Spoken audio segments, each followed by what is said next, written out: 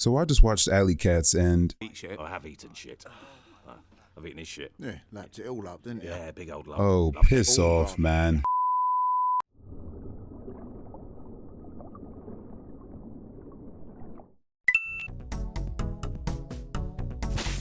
Alley Cats is a Netflix original that came out 2 weeks ago in August of 2026. Its main writer and director, Ricky Gervais, has not only created the show, but voices the main character, which, as you'll find out later, might have been a mistake. This wouldn't be Gervais' first project in the animated world, as he had his own self-titled show back in 2010 on HBO. From what little of the show I've seen, it seems like Alley Cats has the same sort of comedy styling, so do with that info as you will. Not only was Alley Cats recommended to me by one of you Fluxlings, but I've been seeing middling to negative reviews of it all across my YouTube homepage. I tried to remain neutral as I was watching the first couple of episodes, but now that I've had a chance to watch the show on my own, I won't say that I hate Alley Cats, but I can definitely see why people dislike it. I wasn't sure what to think about the show. I didn't have many expectations aside, the show being funny, hopefully. Remember that.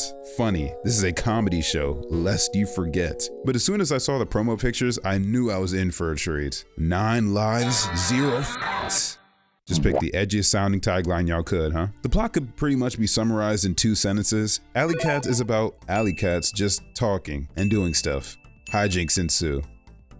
Also, there's a baby. The bulk of the show is less about the story and more about the characters we follow. AKA, instead of doing things to move the plot along, Alley Cats will talk. And no one would ever want you anywhere And near just that. talk and talk some more. Oh my god, they just talk for days, bro. The best way I can describe Alley Cats is like a British podcast group LARPs as a group of cats. But I mean, we already have an entire movie of people LARPing as cats, so what do we really need this show for? Well, unlike that horrid monstrosity of CGI, the animation of the show is surprisingly vibrant and homely. It gives me that same classic Saturday morning cartoon vibe that shows like Ed, Edd and Eddy or the Smurfs had. Hell, even the OG Garfield show gives me a bit of that classic nostalgia. The animation here is so good, one could say it outweighs the cringe of some of the dialogue. One would say that. Not me though. I wouldn't say that. It's not even like the characters are bad, well, except for one, but I'll talk more about that in my 10-minute pitch video. Like, everything bad about the show has to do with the comedy and the voice direction that the show has. Instead of having standard dialogue that moves the characters from one place to the next, Alley Cats will just have long side tangents that eventually get to the plot. It has a little bit of charm in the beginning, but they will literally go on long-winded cat rants and then at the end go, oh yeah, I forgot, we're supposed to be following the plot. As far as shows or media containing animals, this show is not as graphic as the others we've covered on this channel thus far. Unlike things like Mating Season, Breaking Bad, or even Fixed. Ugh. The animation is fairly tame. While they don't stray away from using the basic, hey, I'm an animal, I f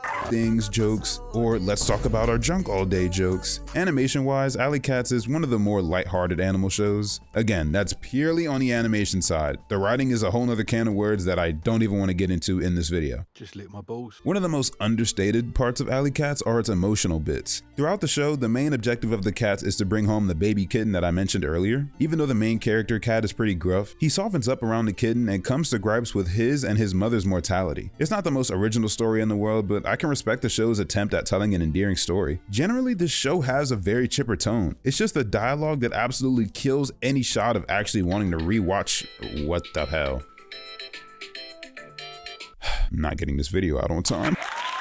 Generally, this show has a very chipper tone. It's just the dialogue absolutely killing any shot of wanting to rewatch it. Like, if anybody can do a cut version of this series and make it into a short film with no dialogue, I think the series would be a cute little hour journey. Instead, what we get is Ricky Gervais and his crew of comedians trying desperately to be funny with seemingly improv bits and random impressions and all things of the sort. It just screams, "Aye mate, all these shows in the modern age are so trash, so rubbish. I bet if I had my own show, oh, it'd be proper right it would. Everyone thinks whatever I have to say is so funny." I pray you never pick up another pen and piece of paper, sir. Overall, would I recommend the show? I don't know. I'd probably give it 2 thumbs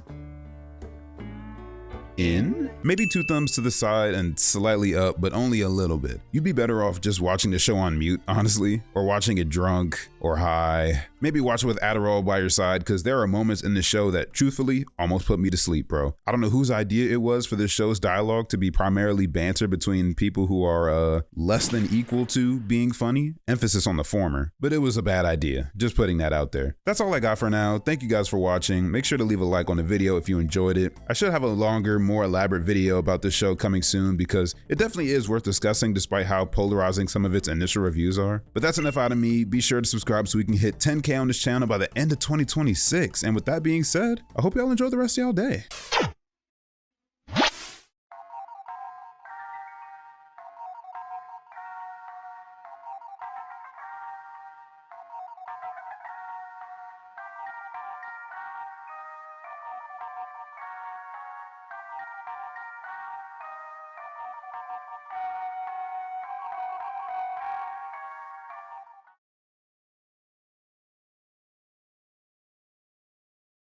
It's gonna be quite a different place with him gone, that's for true.